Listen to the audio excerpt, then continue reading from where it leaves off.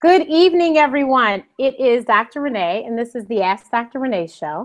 This show is here to motivate and inspire you to live the life that you deserve. I'm bringing this show to you to give you stories of people who are just like you, and now they have gone on to live the life that they deserve. I believe all of us should be happy. Life is way too short. This is not a dress rehearsal. This is the only one we got, so we might as well live it today. Why wait for tomorrow? Start whatever it is you want to start it right now. If this is your first time watching our show, some of our past guests have included Paul Carrick Brunson, Elvira Guzman, Shanti Das, the hip hop professional, Cupid, the line dance party king, Cupid Shuffle, Felicia Butterfield Jones of Ween, Diane Valentine, Michelle Williams of Destiny's Child, formerly of Destiny's Child, Lucinda Cross, the Vision Board Queen. And tonight, our guest is Lisa Jean-Francois. So, first of all, you can see all the past shows on my website, AskDrRenee.info, or on my YouTube channel, Ask Dr. Renee. But our guest tonight she is very versed on YouTube, because if you've checked out her YouTube channel, it is amazing, and she has 14,000 subscribers. So clearly, this is her regular home, YouTube. So everyone, please welcome Lisa to the show. Well, thank you for having me, Renee. Dr. Renee. Thank you so much for being on. I so appreciate it. I'm glad to be here. So, Lisa, we'll start off right away at the very beginning. What did you want to do when you were a child? Oh my gosh. God, I think when I was a kid, I said I wanted to be a lawyer. I mean, what did I know? I said I wanted to be a lawyer because I like to argue. That was my big thing. And then by the time I got to high school, I wanted to be a writer. Okay. Yeah. Okay. So you, so when you say you wanted to be a writer, what did you want to do? Did you want to write for a magazine, or, what kind of writing were you trying to do? Write books? Well, yeah, I did. So when I finished high school, I went on to get my bachelor's degree in journalism, and I double majored in journalism and English. And just in high school, I just enjoyed writing, whenever. And I was always the person who would be after school in the teacher's office, kind of tutoring my peers with their writing, just doing it just because.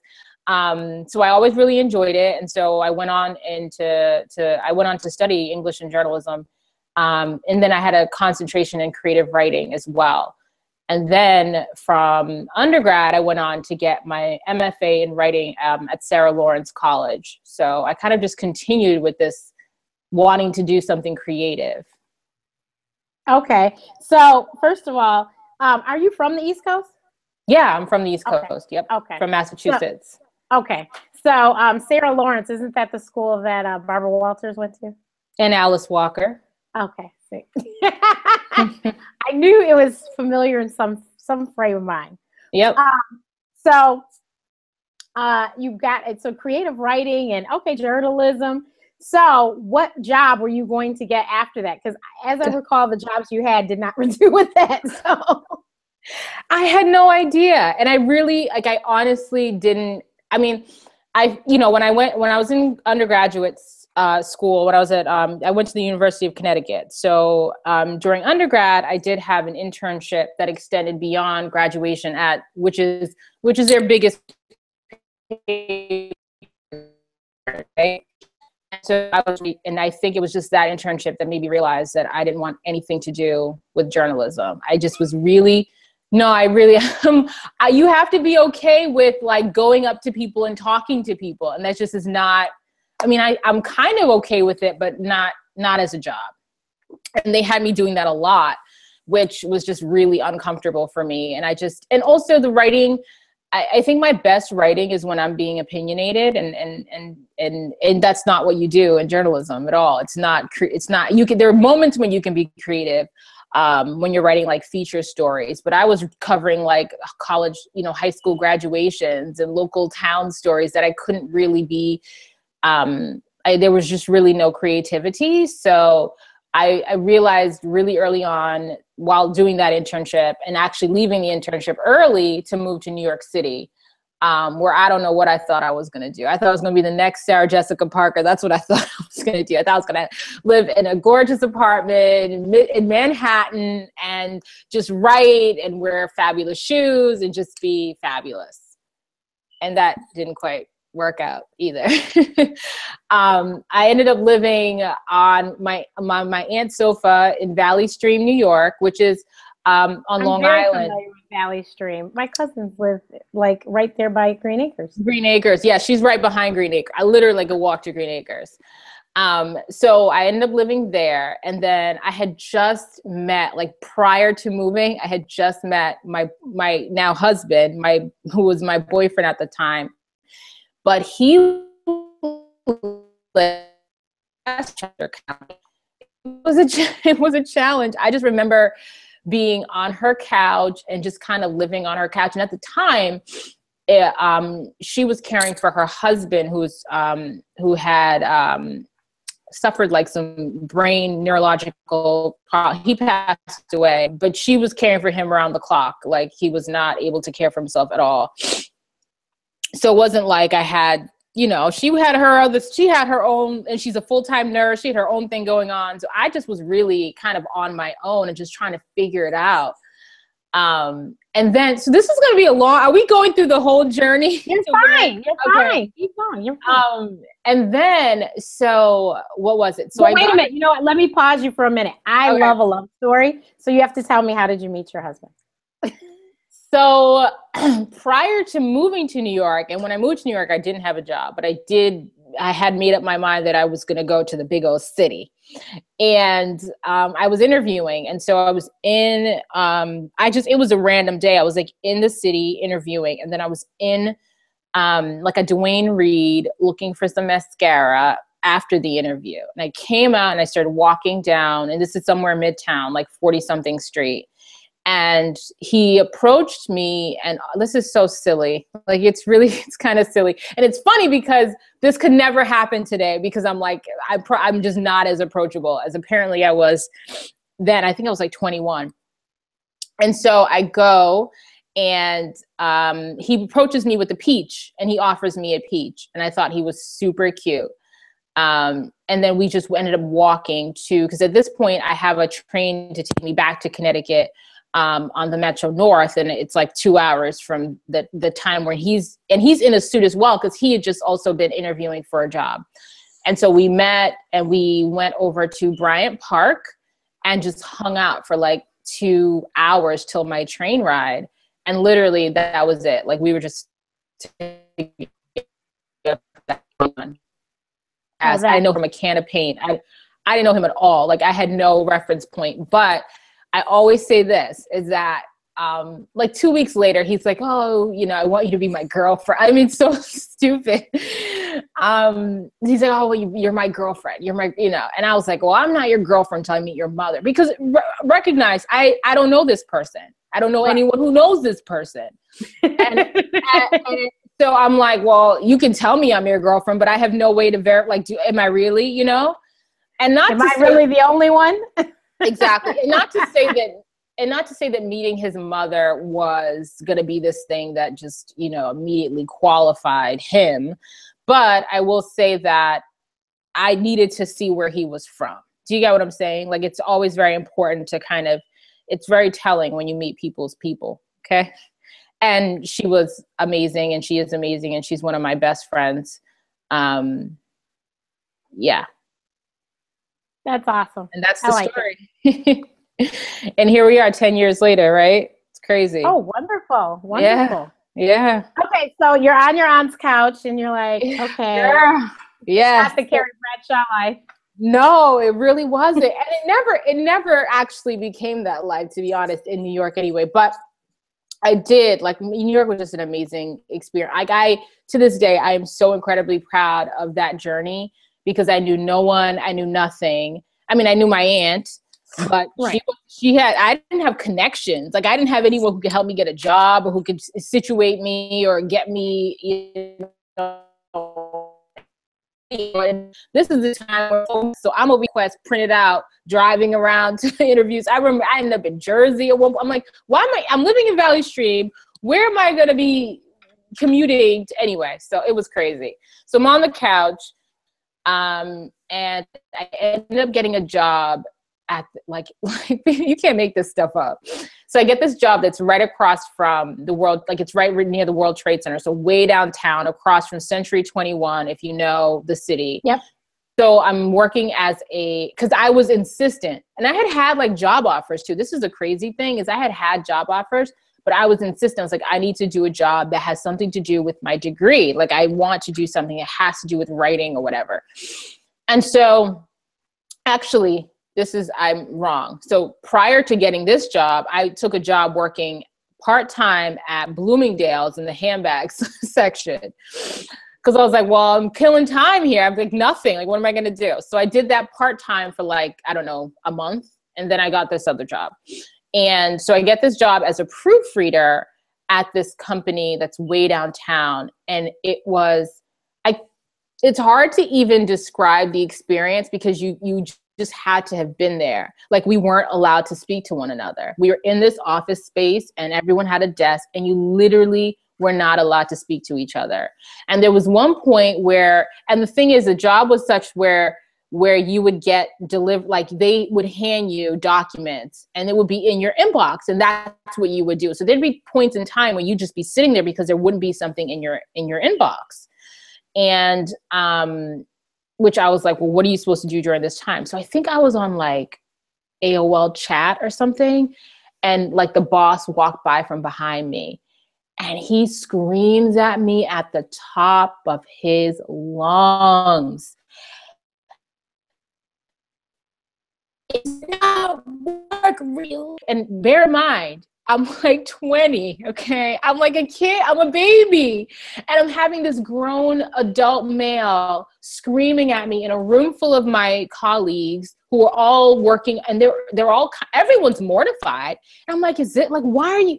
And it wasn't like, I mean, in my own defense, there was no rule that had said we couldn't have like a, an AOL chat. Like, it was a lot, it was on the, next thing I know, I get into the office the next day, and I said to me, they're like, they took the internet off of my computer. They said they took it off of everyone's computer, but it really was just my computer.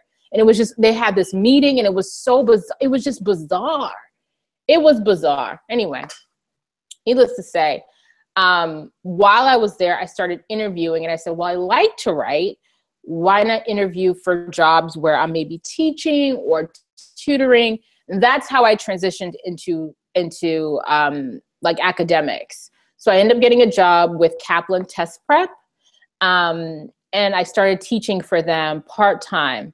So I ended up getting so I started teaching for them part-time. That segued into a full-time office position with them, and then I stayed with them in various roles, like for the next like 6-7 years. And that was really my time in New York. And then I went to graduate school at Sarah Lawrence and got my degree and stayed in New York for a few more years after that. And then I got engaged right around the time that I was over it and ready to start a new chapter. And that's where that's when I ended up back in Massachusetts. And that's when I started the journey towards blogging and vlogging. It was during that transition. Yeah. Well, you have to tell the story of the job at Kaplan and how it ended. Well, that's actually not the job is that the one you're thinking? Oh, that's not it? No. Okay. So Kaplan was amazing. Like Kaplan, okay. I mean, listen, there are things with every job, but like the job I left at Kaplan they were my family. Like literally to this day, I still consider them my New York family. And we were so, so close. And I think so I didn't really, outside of that short stint in Manhattan where that like boss was a psycho, I had such a very, like, the Kaplan atmosphere was very young. Everyone was under 25 for the most part, except like the director, who really wasn't involved with us. And so Kaplan was just so young. And so everyone was just kind of like friendly and family. And there was, there's nonsense here and there. but we shared everything. There was none of that like work politics stuff. There were the people that did that, but they didn't work at our local center. They were like the higher ups. So we knew to play the game with the higher ups, but at the local center, at the local level, you didn't really have to do any of that stuff. Like it was just everyone was very real and authentic and just comfortable with one another. And because this was my only real job office experience, I really didn't know that that's not normal anywhere. I left New York. Yeah, I really didn't know. We shared everything. Like if you're having a stomach, like everyone knew everything. You're going to the doctors, what's your appointment about? Like I'm telling you, there were no secrets. We had lunch together every single day. We would be there because we worked these hours where it'd be like, you know, we'd all get in around like 10, 11 a.m. and we'd be there till 9 o'clock at night. Like everyone like just lived. So we spent so much time. Anyway, so because of that, when I moved to Massachusetts and I was unemployed, you know, because I just up and left. So I was unemployed for like, I don't know, 4 or 5 months. So during that time I started my YouTube channel. But then I ended up getting this job as a director in another test prep company called, I think it's Summit. It's here in Massachusetts. And so I got this job with Summit, and it was like great because I went and I got like and I didn't have a car because you didn't need a car in New York, and I was just work, you know. So I ended up getting a car for this job, my first time getting my own car, like a brand new car. It was a red, like just sporty, young. And I was just so excited. And the title was director. So you couldn't tell me anything, okay? I was like, yes, I'm finally like, I'm making all the right moves. I'm doing everything I'm supposed to do.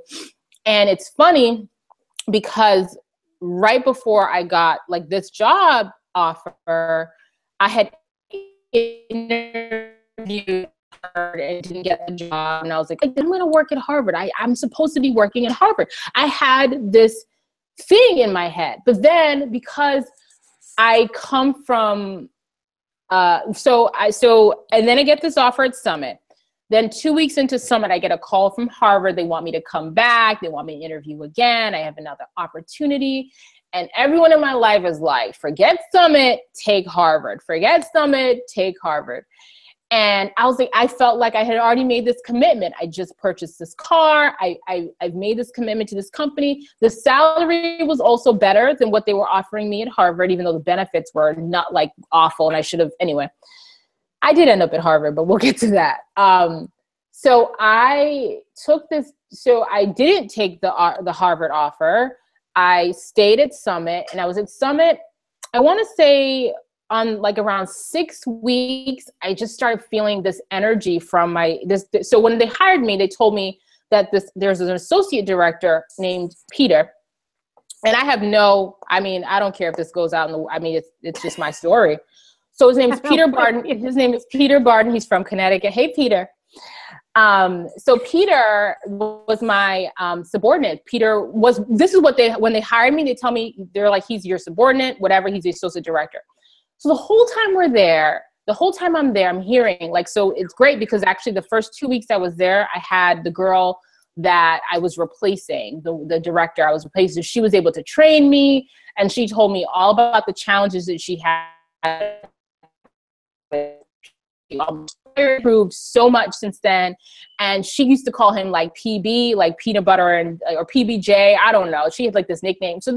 And he was just so gregarious and full of life and funny and just kind of like a cool, funny guy. But like, you couldn't take him seriously. I just couldn't understand how this person even was associate director in a test prep company as a manager. Because while he had an education background, I think while I was there, he had just graduated from school. He had no management experience whatsoever, like none. This was his first like real job. He had taught at a school, and he didn't hack it there at all. Like he hated teaching in the school. But he just was a mess. So, and I would hear it from like everybody. Oh yeah, Peter's a mess. His desk is a mess. He's on face. Like he just was a mess.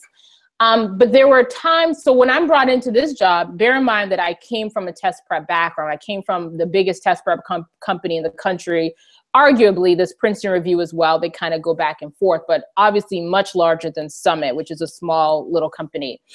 And so I come here with like 6 years experience in this industry. Peter, I didn't have any of that. So when I came in like, you know, ready to go with tons of ideas for streamlining and creating systems and just having things make sense. Just to give you an example, and I don't know why I remember this so well, but just to give you an example, like part of what the job was for us to interview candidates for teachers, right? And so Peter was the one who all these interviews is that these people, what they do is they do an audition, right? They do a sample lesson, and then afterwards you do like this big group like interview, I guess. And so I'm watching him do this and I'm like, well, this doesn't make any sense because you're wasting your time, because half of these people you already know, having just watched their audition, you're not going to take. So why keep them here and continue to do this interview with them when you know they haven't made the cut? What makes the most sense is to have them do the group interview, the group audition, and teach their lesson in front of everybody, and then call back the people you actually want to keep, that you're interested in learning. What is this? What is the sense of it, like doing interviews with people who you know you're not going to keep? This was my suggestion to him. He didn't like that. He didn't like that at all. So he went to my supervisor, Jen, who I still to this day, Jen, if I ever see you, like, I'm going to hug you, because Jen is going to be part of the story that I hope I don't tear up when we talk about this. So Peter just didn't like that I was infringing on his territory. So he complains to Jen, and Jen, who we clicked from day one, like just got along, same sense of humor. And she had 2 little kids, and I'm newly married. So I'm like looking at kids. And so anyway, so we clicked, and then he complained to her that I was kind of infringing and kind of like, I didn't know what I was talking about. And I was like, this is one example of the many things he did that just were ineffective, not a way to run business efficiently. But I didn't come in like, I was told I was his boss. So I didn't understand why there was even like, why are you going above me to talk about something that so I'm talking to Jen. I was like, okay, well, that's fine, Jen. I'll talk to him. And so I pulled him into so here, get this. This is where things really went left. So I'm there like 6 weeks. Jen, my boss, is in love with me and says, you know what, she's like already wants to put me on the fast track, right? It's 6 weeks, right? So she gets me my own office. The only person besides her and the CEO and like maybe one other senior director who has their own office. Everyone else is out, you know. So Peter didn't like that either, girl. Peter didn't like that. So I'm sorry. This is like so much. Is this really what you want me to do? Go through all this, or should you? Okay. You're fine. So long story, so I speak to him again. I say, hey, I understand that you feel, I was like, I said, and I get it because you've been here and I trust you. I said all the right things, to make him feel at ease. And the whole time I'm like rolling my eyes in my head, but I'm like, I get it, but you got to understand that I'm new here and I was hired to do a job. So you have to let me kind of prove myself a little bit. And if I'm wrong, if all the suggestions I'm making are just the worst in the world, then I give you carte blanche to come point in my face and say, ha, ha, ha, I told you so. Literally, these are words I'm saying to him.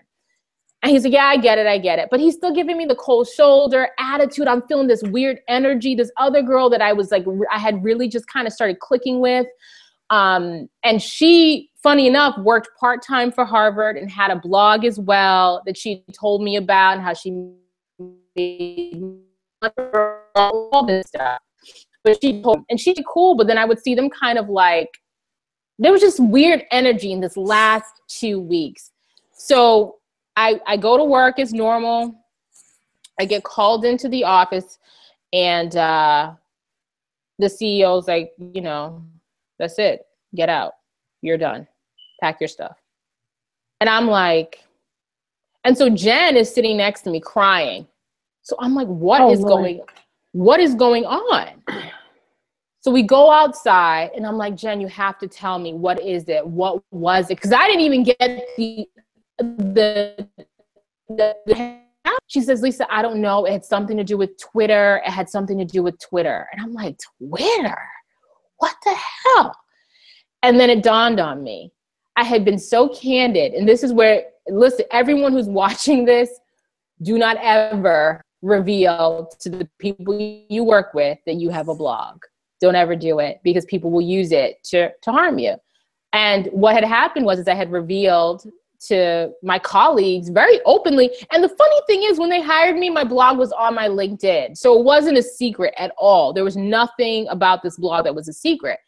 But I guess they felt that I was tweeting on the job. And what's silly is that I, you know how Facebook does schedule posts?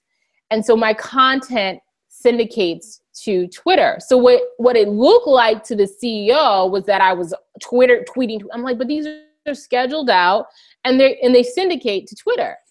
But what in a normal situation, in a situation where you're valued and you're trusted, they have a conversation with you and they say, listen, we just don't think it's appropriate. We're uncomfortable with this. I don't want it to interfere with your job. Cut it cut it out and keep my not cursed here. Cut it out. And it's a conversation. But when folks are threatened by you, and when it may not be the path that is designed for you, you get shown the door. Because I had so many signs kind of even before, and this gut feeling about Harvard for whatever reason. But then I still went forward and took this job. And I think sometimes the universe or God, whomever you believe in, kind of forces your hand and says, this is not where you're supposed to be. And so it was one of my life, because I'm a professional, I'm capable, and to have someone treat me like I was nothing and worth not even an opportunity to improve speaks volumes about how Black women are treated in this country. And I was the only Black employee for this company. Woman, and my subordinate was an incompetent who could not stomach having to answer to a Black woman. And that's what happened. So you did finally end up at Harvard, thankfully. So I did, like a couple of months later, not even that much later, a couple of months later, I ended up, I interviewed and I got a job at Harvard Business School, which was so amazing for me for a variety of reasons. One, I met like someone who's become such a good friend to me. And it was like the year of the hug. You get what I'm saying? Like, you come out from like a traumatic experience. And it wasn't like Harvard's like this great, like, they treat their employees so well. I mean, it's not like, it's not what I had at Kaplan at all, as far as, but it's a beautiful campus. Everyone is really nice. The people that you kind of work with, I made some amazing, amazing friends. I got pregnant like a month after I started there. And I had full benefits and I would have been screwed at the other job benefits wise. And the other job was like this terrible long drive. I mean, it just was a circumstance, just an emotion. It was just good for me emotionally. But then I had my son, and I just knew I had to make a way. I had to make a way. Like, there was I remember I have a knot in my throat. This whole time I have a knot in my throat. Do people cry on this show? You'd be the second or third. Okay.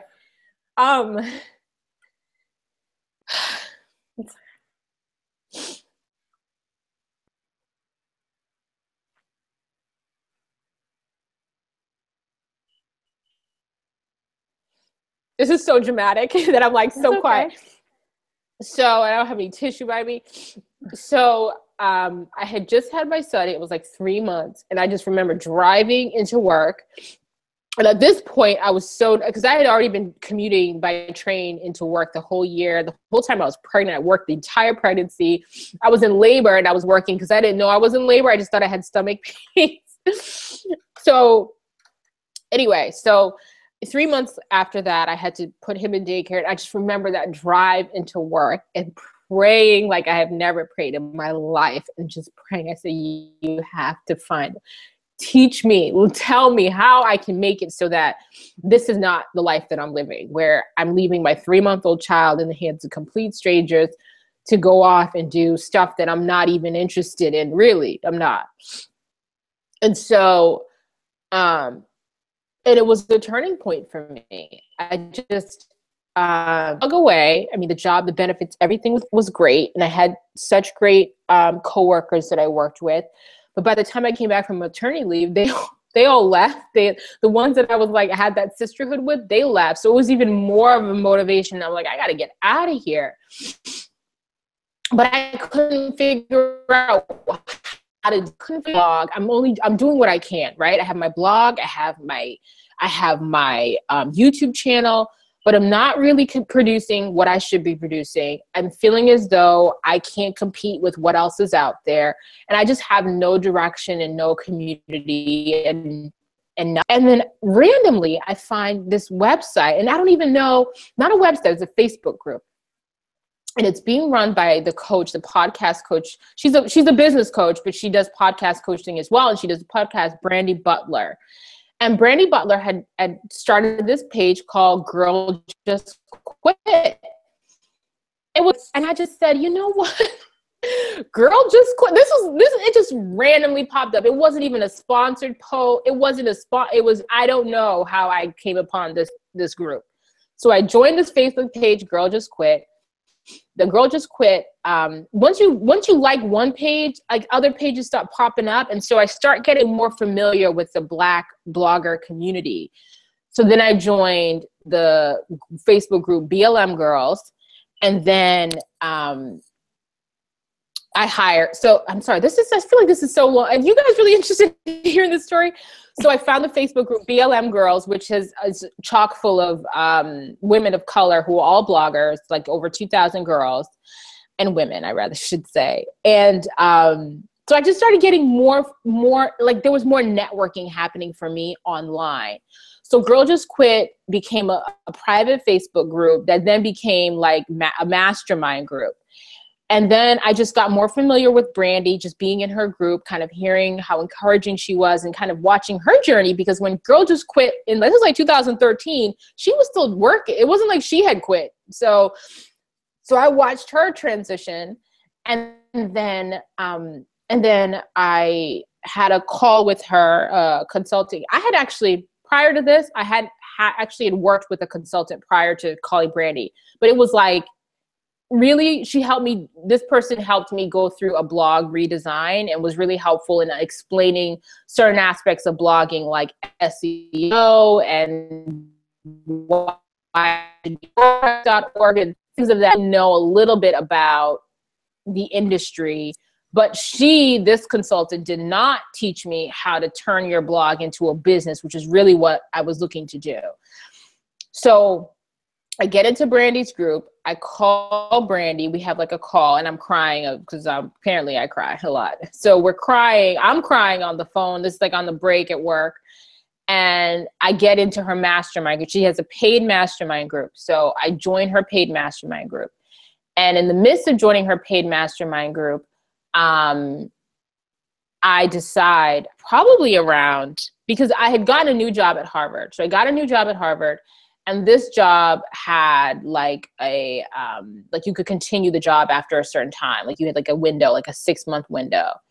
And then I decided probably around like April or May. No, it was March. I decided in March that I was not going to continue at Harvard and that I was going to take the leap of faith. So that it was around that time in April that I hired Brandy as my business coach and business consultant.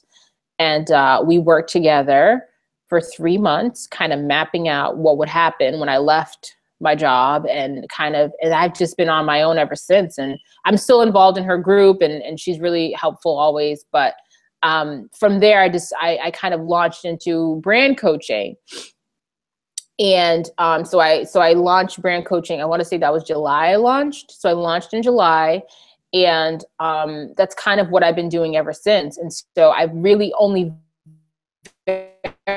recently, this is fun because it was actually, are you watching? Well, you're gonna catch the replay. So Brandy was the one, because I was in the private mastermind group and everyone is talking about my video marketing and the videos I create and how they all have questions. And, you know, it's funny because you're the first person to tell yourself no, right? You're the first person to tell them to do that. And I would often compare myself because, listen, I've been on YouTube now, it's going to be 4 years. And there are people who've been on 2 years, 3 years, 1 year who have, 50 million, 100, whatever subscriber, like a bunch of subscribers, which is fine. But I always looked at that being the thing to stop me from pursuing marketing and growing your YouTube channel or using it to grow your business. She kind of encouraged me, but then I just it's weird. I just stepped into it. It's very recent. I want to say it hasn't even been 2 months. I think I started in November. And I've been since then kind of conducting these weekly Google Hangouts where I talk about video and how effective it is and how it's been effective for me. I mean, I have one video on my website page, which is lisajeanfrancois.com. And that video alone, and it's a video where I just talk about myself and my journey, and it's like 2 minutes long. It's a great video. And that video alone, people, thank you. And that video alone, people like reach out to me and they want to work with me, they want to connect with me. And so I recently launched my own private mastermind group. We're actually kicking off tomorrow night.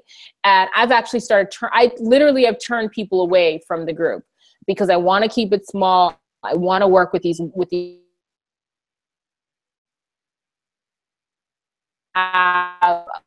big course launch in early 2016. Before then, I will have like individual products that people can kind of buy, like one class, Right. But until then, I'm still doing the free classes on Google Hangout. I have 3 more scheduled for this year. And then in the new year, all those free ones will be gone and they'll just be the course that people can have. But I still have my video marketing group. I really feel at home with it because it's where I began. And I have tried all different avenues. I tried to get all these jobs and I had 2 different positions at Harvard Business School. I tried the summit, and every time I tried to do something else, I've always moved back to this space. So for me, I feel as though I'm walking and I'm living my purpose. And I just have no idea where it's going to take me, but I feel in my bones. In the same way I kind of felt that there was something to Harvard, I feel the same way about 2016, just going to be an amazing year. And I am thankful I'm thankful for Peter. I'm thankful for every moment that has led me to where I am now, because seriously, people think, they see you and they think they get it, right? They see I wear pretty makeup, I take these blogging and fashion pictures, and they think it's this glamorous, but it is work. I work like 60 hours a week. I have a 2-year-old child. I have a husband, and I am, I'm working and I'm doing a lot in addition to this business that I'm running, this coaching and mentorship and all that. My blog is a business. My YouTube channel is a business. And how many times a week do you blog? Well, I didn't blog at all last week, but I typically blog 3 times. I remember. Yeah. I typically blog 3 times a week, and I typically put out 2 videos a week. But because I'm doing so much on the coaching end with the mastermind and stuff, that I'm probably for the rest of the year, I'll probably just have 1 video a week and make it, maybe 2 blog posts a week. But then in the new year, for sure, I'll get back to my regular schedule. So yeah, she has entire lighting kit, and she does all this editing, and and like if you watch any of these Google Hangouts, we just had a question from Twitter. How do we find out about the courses? So the Google Hangouts, it's very simple. If you go to her page, her YouTube channel, they're right there. And like she said, they'll only be there till the end of the year. But if you go to her YouTube channel, the old ones are there. And then go to her website, lisaalamo.com. Is it Lisa? No, it's Lisa Jean-Francois, right? Which one is the mailing list? Sorry. So for the video, the web, that's another thing for 2016 is to get the video marketing contact up on lisajeanfrancois.com, which is I want to get up. So that's another thing we're working on. So if you just go to my YouTube channel, it's Lisa a la mode. So it's Lisa ALA mode. and you'll find me, and there'll be a playlist, Video Marketing 101. And in any of the description box, there is a link to the mailing list. So definitely sign up to that mailing list, because you get a free guide to video marketing. I think it's like 8 or 9 pages. I send weekly emails out with more information. You can also join my Facebook group. It's called Video Marketing 101. There may be other groups, but I'm the one where it says Video Marketing 101. You'll see with Lisa on the cover photo. And I'm a member of the group too. So you'll see, if you're a friend of mine, you'll see mutual friends. Yeah. Yeah. So that in the group is wonderful. I mean, but the Hangouts were great. Like, it's amazing. I remember you did the first one, because she was like, she put a post in BLM and was like, does anyone know how does Google Hangout work? And I said, well, works fine for me. I do it for my show every week. So we talked, and I told her the really quick, groovy, this is what you do. And she did the first one, and I missed it. And I looked back and I said, it had 900 views. I go, well, clearly you figured it out and you did very well. Yeah, the first one was like, had crazy views. It was great. And it was really like, I was like, I'm onto something here. Okay. Yeah. This is something. People really are tuning in, and all this stuff that I had in my head that took me so long to get there about, well, I don't have the subscriber count. It's a funny thing what the mind can do, but I just don't. Like, I really don't overthink things now. Like, I just sit down and do it. Just get it done. Exactly. And I feel great about it. I feel like I'm giving information that people are finding value in. And I'm also using my brain in a different way. You know what I mean? Because sometimes I have to say, beauty blogging and vlogging, there are moments where I want it to be a little bit more cerebral. And this feels more cerebral. So it's fun to have something different. And then I also write, I don't know if you guys are familiar with blackgirllonghair.com. It's a blog, and I'm one of the editors on that blog too. So I do too much. I'm on team too much. And that's also another great way to kind of get away from beauty blogging and vlogging sometimes. Yeah, but I still love it. If anyone has any questions and you're watching via YouTube, there should be a box in the window that says, be a part of the audience, a participant in the audience, something like that. Click that. You'll go and you'll see in the upper right-hand corner, 9 white boxes. Click that. It'll say Q&A. Click Q&A and ask your question. Or you could tweet them to me at Ask Dr. Renee, and hopefully I'll see it. If you are on YouTube and you put it in the comments, our executive producer should be able to get them to me. So if you have questions for Lisa about vlogging and blogging, whatever equipment she uses, etc., just type them in there. So everyone always wants to know, how do you with a blog? So what's your quick and dirty answer on that? I can't hear you. Everyone always wants to know, how do you make money blogging? So what's your quick and dirty answer on that? So you make money blogging through ads. So if you run ads on your site, and it's free to run ad, like you could you could start a blog today and put up ads. You just need these codes. So Google AdSense is one. Yahoo has an ad service. Like, there are ad services. And also most companies have affiliate groups you can join. So if there's a website that you shop on all the time, whether it be ASOS or DSW, I mean, wherever you shop, they are most likely have affiliate programs that you can sign up to join. I think I joined Amazon. Amazon has no restriction. They'll sign anyone up to be an affiliate, for example. And so once you set up to be an affiliate for these companies, if you put like whatever coding they give you on your blog and run ads on your blog, people click and people buy and you make money. So there's affiliate money you can make, and then there's the there's the ad money you can make. And then there's also the sponsorship money you can make. So companies, there are networks that you join, blogging networks, not affiliate networks, but blogging networks that you join. So some of the ones that I'm a part of is like Tap Influence is one, Mode Media is another one, Social Fabric is another one, Clever Girls Collective is another one. So you sign up to join these networks. And a lot of the bigger brands use networks because they kind of vet you. So these networks have their, standards or you're joining. and if you get, so you guarantee you're going to get sponsorships. So you sign up to join these networks. There are opportunities that come up and you apply, and if you get them, you get them.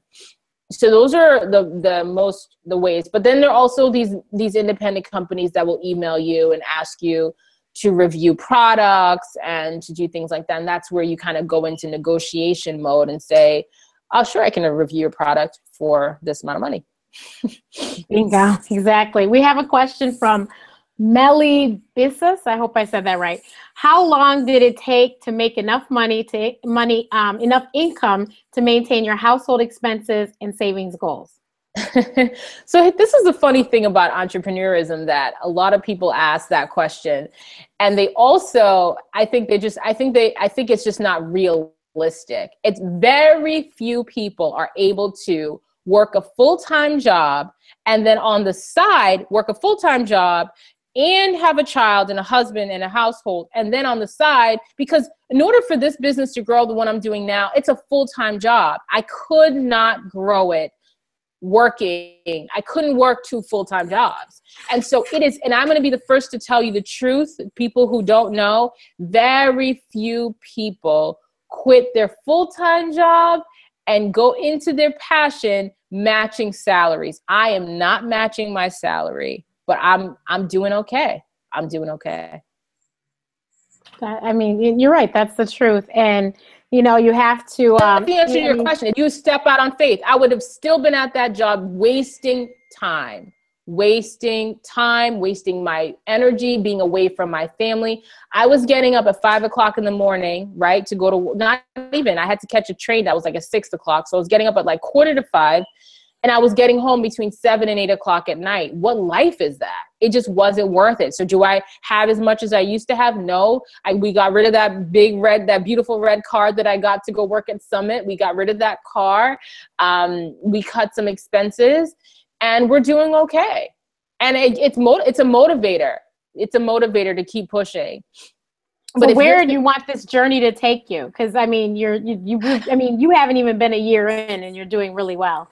No, I haven't. It's funny. I looked at it. I was like, oh, it's only been, I think it's 4.5, 5 months, if it's even 5 months. So it's kind of crazy.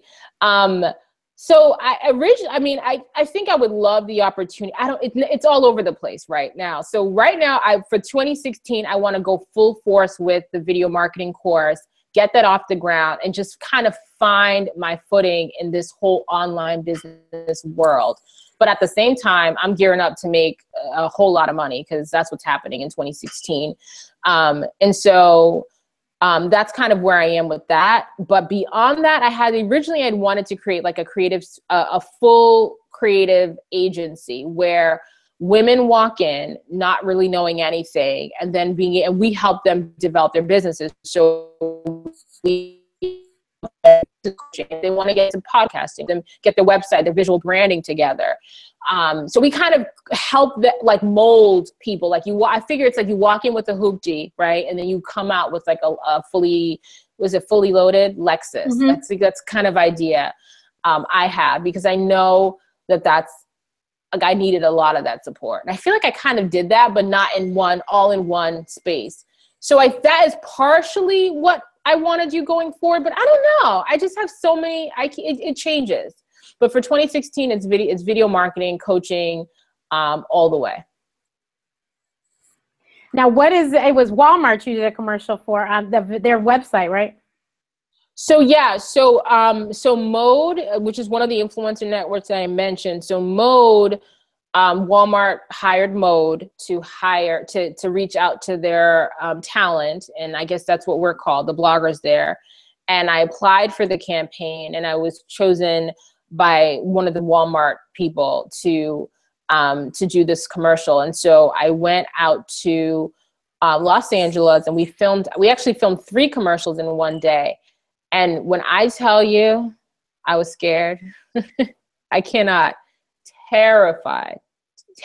There was a moment that I'm on this commercial set, and I'm like, I cannot pass out. I'm saying this to myself.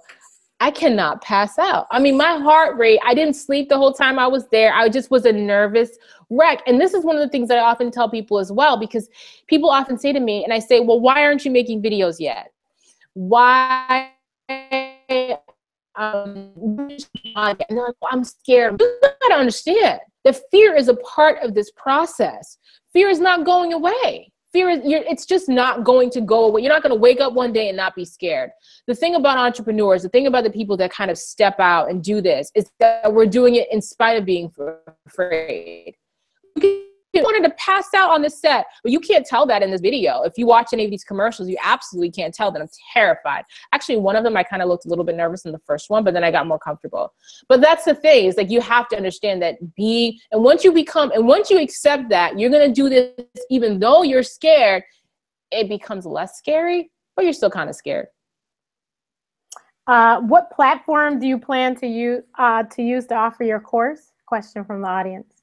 I have no idea. Okay. What platform. I mean, it's not going to be on YouTube and it's not going to be on Google Hangout. So I'm going to use some kind of, most likely it's going to be webinars, and I'll probably have the webinars. The webinars may be free for a day, and then you purchase, and then you can purchase the full course.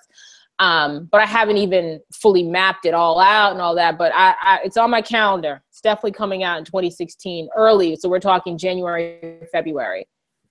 Right. Do you still have a business coach as you continue to build your business? Another question. I don't have a business coach currently, because I don't feel like I need one right now, because right now I'm just working. You know what I mean? Like, once but definitely I absolutely believe that everyone needs a coach, and you need a coach. Like, there's no ifs, ands, or buts about it.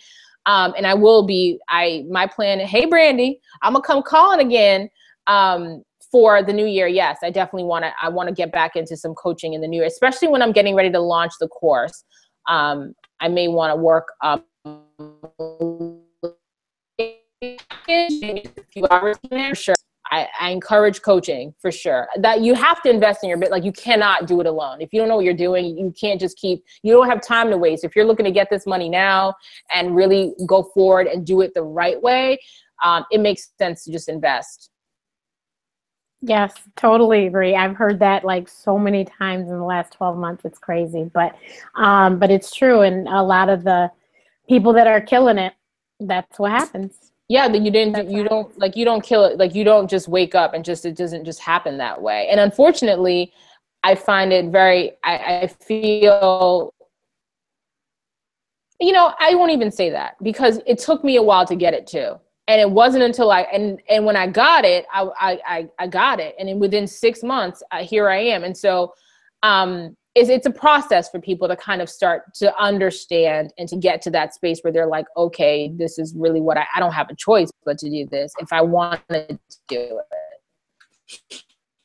Well, thank you so much. I have some quick questions. Just the first thing that comes to mind. Branding is. This is the question. Oh God, this is a hot seat. It's fill in the blank.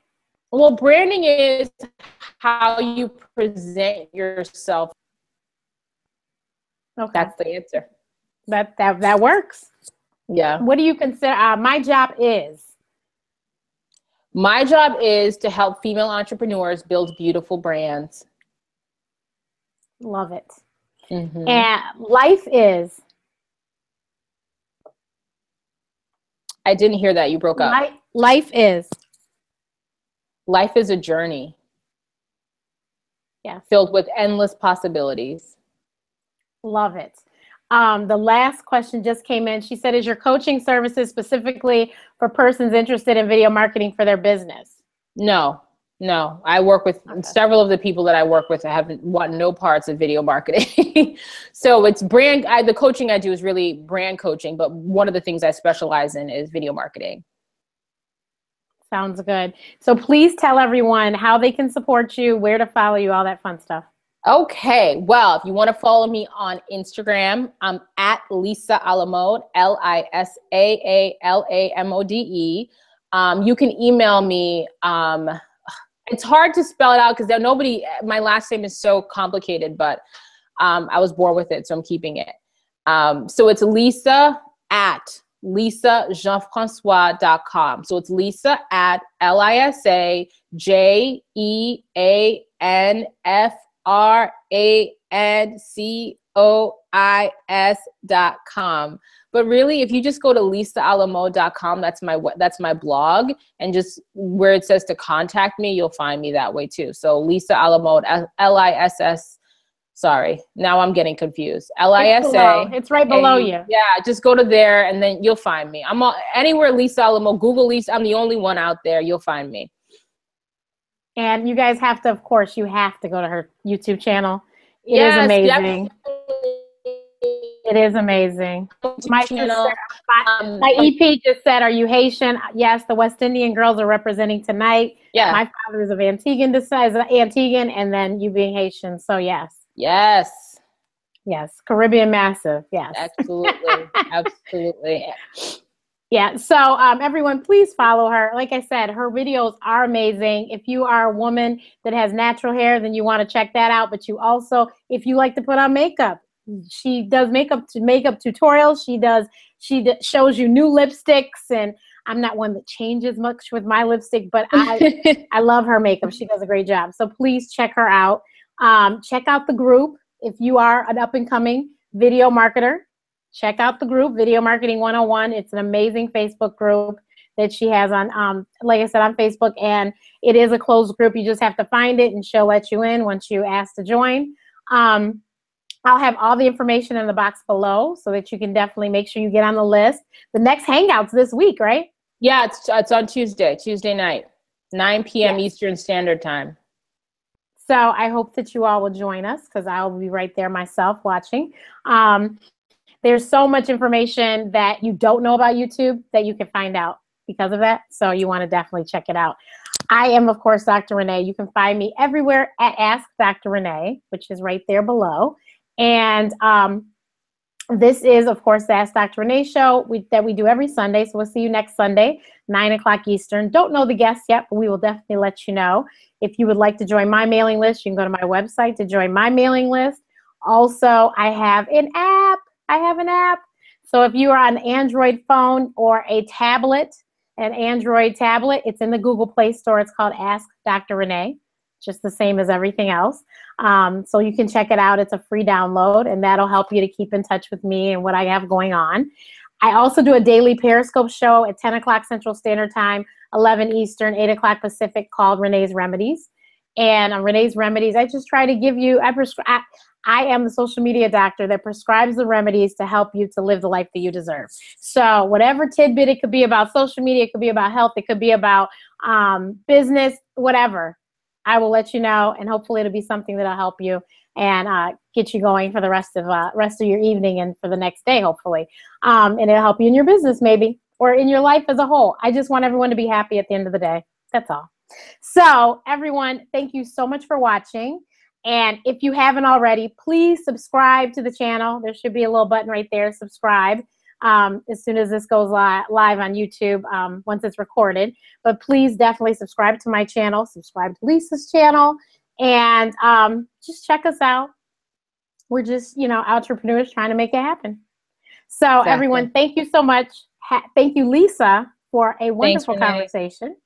And I will see everyone next week. Thank you. Bye.